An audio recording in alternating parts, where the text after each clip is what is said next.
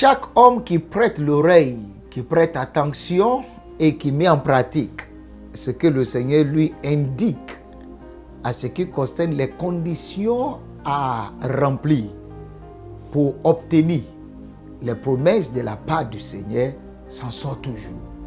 S'en sort toujours.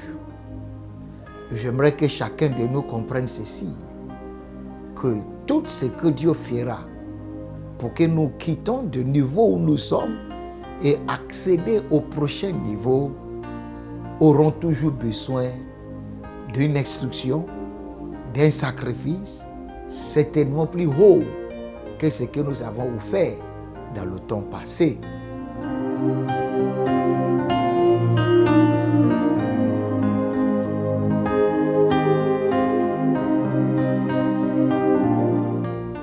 Dieu lui-même avait dit à Abraham, dans ce texte, que je vais te donner un pays. Je vais te donner un pays. Et ce pays ne sera pas limité. Ça sera depuis le fleuve d'Égypte jusqu'au grand fleuve, au fleuve d'Euphrate.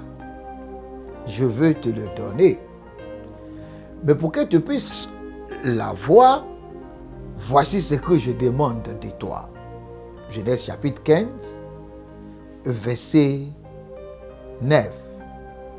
Et l'Éternel lui dit, prends une génisse de 3 ans, une chèvre de 3 ans, un bélier de 3 ans, une tourterelle et une jeune colombe. Dieu ne va jamais élever l'homme sans avoir d'abord posé ses conditions. Veux-tu devenir grand? Apporte-moi des grands sacrifices.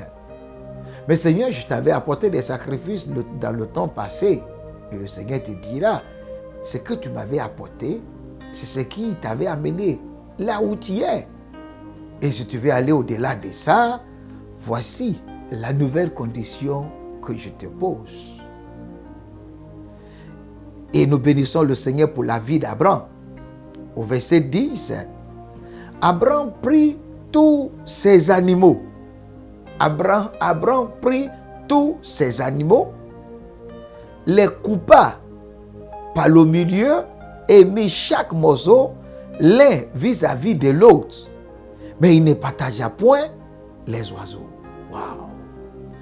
Une chose est d'entendre des instructions qui nous amènera à un niveau très élevé. D'autre chose est de le pratiquer. Il y a des choses toujours que Dieu envoie à tous ceux qui ont des désirs. Dieu les annonce ce qu'il veut faire et Dieu les dit ce qu'il doit faire. Malheureusement, nous les chrétiens, nous prenons tout notre temps pour savoir ce que Dieu veut faire pour nous ou bien présenter à Dieu ce que nous voulons qu'il fasse pour nous. Tous les deux sont bien. Mais la deuxième partie, très importante, que dois-je faire?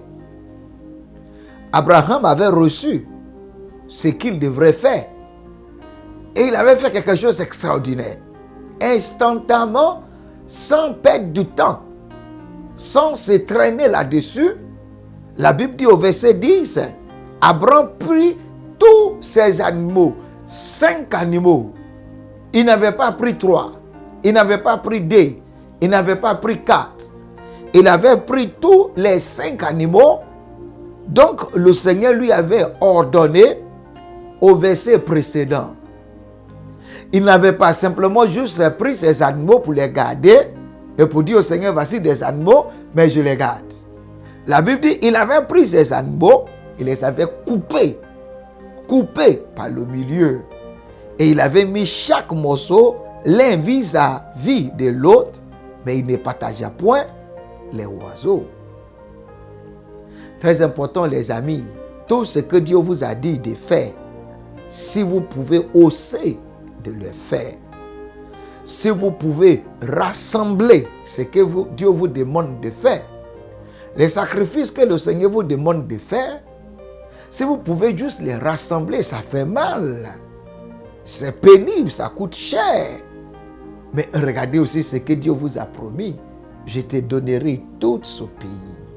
si tu peux simplement m'offrir ces 5 animaux.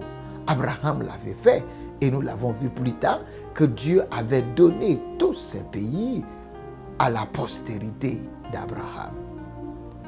Je prie dans le nom de Yeshua HaMashiach que chacun de vous reçoit la grâce, la force qu'il faut pour rassembler les sacrifices, pour offrir des sacrifices, de se priver de votre plaisir aujourd'hui et acquérir tout ce que le Seigneur vous a promis.